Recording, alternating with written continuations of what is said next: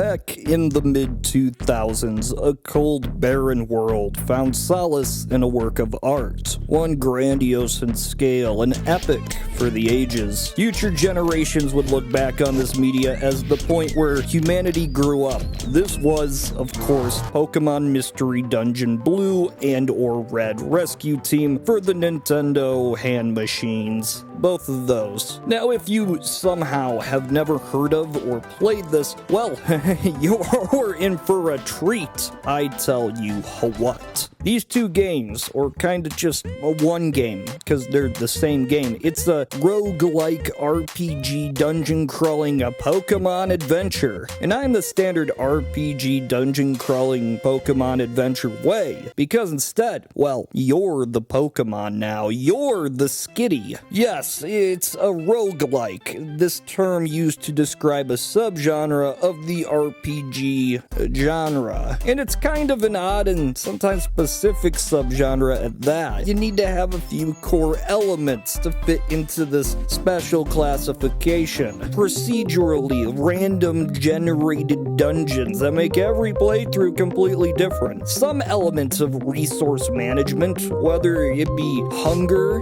or it's mostly just hunger. Most importantly though is that the game contains some elements of permadeath. Kind of. This is all lenient rules. I mean, permadeath is supposed to be like you play the game and if you die, you're done. You start over. But to be fair, that's pretty harsh for a Pokemon release. And I know what you're saying right now. Who the fuck cares? You see, it's important because roguelike means like rogue. Like the game Rogue that was on the PC in the 80s. So it's this whole subgenre of games that are just trying to be like this game, and it's pretty impressive that something holds this legacy, to be honest. As for Rogue, yeah, it's a good time. Look at that. He's having fun, and I'll get to Pokemon soon, but just let me talk about this for a sec. As soon as you're in, you're running around, you're fighting the bats, you're getting the magic, you're reading the scrolls, the hunger systems, and the HP and the gear, but yeah, when you die in Rogue, you're dead. Nothing carries over, not levels or gold or anything. It's just, you start a new game. Now, while this might sound like just a dick move on the developer's part, it's actually core to the Rogue experience. See, each game is supposed to feel like really starting a grand adventure. Every decision you make counts. It's fun. I like it. And I guess some other people liked it too, because all these roguelikes, all these games devoted to being like Rogue, there's even a whole set of rules that determine just how roguelike a roguelike can be. As far as roguelikes go, one of the more popular series is the Mystery Dungeon franchise from Chunsoft. Now, it's not actually a Pokemon series. See, Chunsoft developed the original Dragon Quest, and from here moved on to a roguelike spin-off series, which sadly most of these never made it out of Japan. So from here, the spin-off series spinned off even more. Different properties and franchises did collaborations with the Mystery Dungeon series. You got Chocobos and yeah. So yes, Pokemon Mystery Dungeon is a spin-off of Pokemon, but it's also a spin-off of Dragon Quest. All the while staying pretty close to the roots of this 1980s PC game you never played. Is any of this necessary to appreciate the true scale of Pokemon Mystery Dungeon? No, it stands on its own. A titan of human creation. And with that, let's just plop right into it. So this game starts off with like a mysterious aura of sorts. Of course, you're forced to partake in the now infamous personality test. A series of questions about you and your soul that will determine which Pokemon you play as. Each Pokemon has a different personality, and you're supposed to be like your Pokemon. It's kind of stupid, so you'll just probably look up a guide online on how to get the one you want, which is Skitty. You want Skitty. Now that we're done with that bullshit, you wake up and you find yourself alive and well in the world of Pokemon. But it's not all sunshine and gumdrops here, no ho ho ho. Tragically, you have been afflicted with the serious case of the amnesia. It's here where you find a new friend, a Chikorita, in my case. You have a fun time and you talk to it, and it tries to help your distorted brain. Why you so weird? But just as you're about to make it to first base, some little Caterpie is in trouble. So you gotta form a rescue team to save it. Go team, save a Caterpie. As far as I can gather, crime and disaster and sin is so common in this godforsaken shithole that entire communities, entire economies are fueled by these rescue teams. These vigilantes that fight crime and save Caterpies. So eventually you find a little Caterpie and it's all fun. It's a fun day and you're ready to acclimate to this new world. And there's some shops and a Kangaskhan. Everything you could possibly want in the town of Pokemon Town. But as you'd expect, there's some other teams out there that rub you off the wrong way. There's Alakazam and the Tyranitar, and they're just better than you. But the main course meal, the main antagonist, so to speak, is this domestic terrorist group that wants to take over the world. And they just bully you around. Just bully around this little skitty. And this team of grand evil, they're called...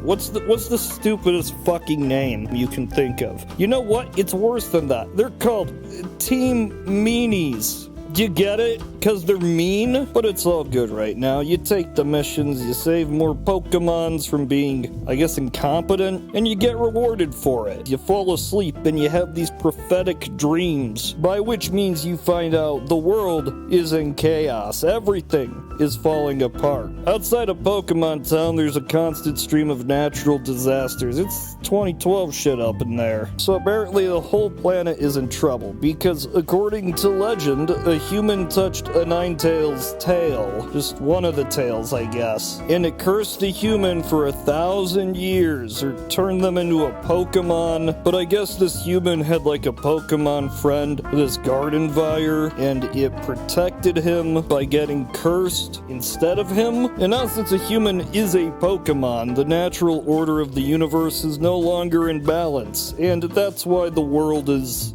bad. So this is concerning to you. A Pokemon who was once a human, who now is a Pokemon. You could have been the bad guy. Who knows? So you and Chikorita go on a quest to find the truth. And at the top of the Grand Canyon, you find the psychic bird here. And you tickle him a bit, and then he tells you, hey, you were a human, and now you're a Pokemon, and the world's in chaos. And these events right here, they may or may not be connected to you. I mean, they're connected to you, but you might have been the cause, but I don't know. I'm a bird. So while Mr. Birdie is telling you these things that you already know, the mean ghost boy, the meanie, he's like 20 feet away just listening on your conversation, and nobody notices him. Then he goes back to town and he tells all the other Pokemons on ya. He says, hey, Skitty was once a human, and Skitty touched the Ninetales in the no-no spot, and they cursed the land that you walk on. And for some reason, they just believe him. He's a part of a gang that calls themselves Team Meanies. Like, you fucking idiots. Why would you pick him over me, the Skitty? I saved your asses time and time again. Fuck you. Fuck off. Fucking Bellsprout. Anyway, they decide that you, the Skitty, is bad. So let's kill the Skitty and everyone who likes the Skitty. And then they chase you out of town. And then before you leave, Alakazam, you know, he's like the big deal, the big rescue team deal. He's like, hey, I will not end you right here, right now. No, I will give you one day to pack your things, to gather your belongings, and then I'm gonna hunt you down like a dog. And when I find you, motherfucker, I'm gonna end you. So the next day, you and your friend run away from Pokemon Town. You go through like this Tolkien epic of misadventures. You go to the Slurpy swamps and the mountains, and you meet birds and a dog. And all the while, Alakazam and friends are keeping good on their word. And of course, eventually, they do catch up with you, and there's this cool-ass fight. It really sets the mood. And right before he's gonna stab you in that pretty kitty-skitty face of yours, Ninetales, the Ninetales, shows up. And Ninetales is all like, hey, yes, Skitty was a human, and now it's a Pokemon with amnesia. But no, it did not touch me in my no-no spot, and it's not the reason the Earth is exploding with the natural disasters and the... So don't kill that Skitty there. Don't sacrifice it to your god. After all this, Alakazam and friends are a bit embarrassed. At that very moment, the ground quakes, the earth shakes, and Groudon has awoken. And I guess Groudon waking up will cause the earth to end or something. I don't know. So Alakazam and pals are gonna go stop him. So you go home and you're like, hey, I'm not bad. I'm not a bad Skitty. Gengar lied to you and he's bad. And at first, there's no proof of this, so it doesn't matter. But then the newspaper writes a story about it. And this proves your innocence, I guess. And then the townsfolk go and kill Gengar. Tragically, Alakazoo didn't come back after fighting the King of the Earth. So it's up to you, a little tiny Skitty, to do it instead. So you go and slaughter Groudon with relative ease, and then you go back home and everything's great again, and you save the day, you save the world, it's all happy, no one wants to kill you. And just before the champagne pops, Psychic Mr. Birdie uses his telekinesis to tell you all. Hey, everybody. Just so you know, these natural disasters were not because a human got turned into a Pokemon. My bad. It was actually just a cataclysmic end-of-the-world giant fucking asteroid that's gonna hit the Earth in a couple hours. Good luck with that. So, of course, you as Skitty are tasked with saving the world once more. But this time, it's for real. What can you do? You're just a little Skitty. Well, apparently, the Guardian of the Sky, Rayquaza, could just destroy this asteroid. And you gotta go convince him to do that, because for some reason he hasn't done it yet. So you go up to Rayquaza and you tell him, hey you, just look up in that general direction, move your head a few degrees, and you'll see a giant asteroid heading towards the planet. Do you think you, the giant dragon, could just make that not happen? Because if it hits, I'm dead, and they're dead, and you're dead, so do your thing.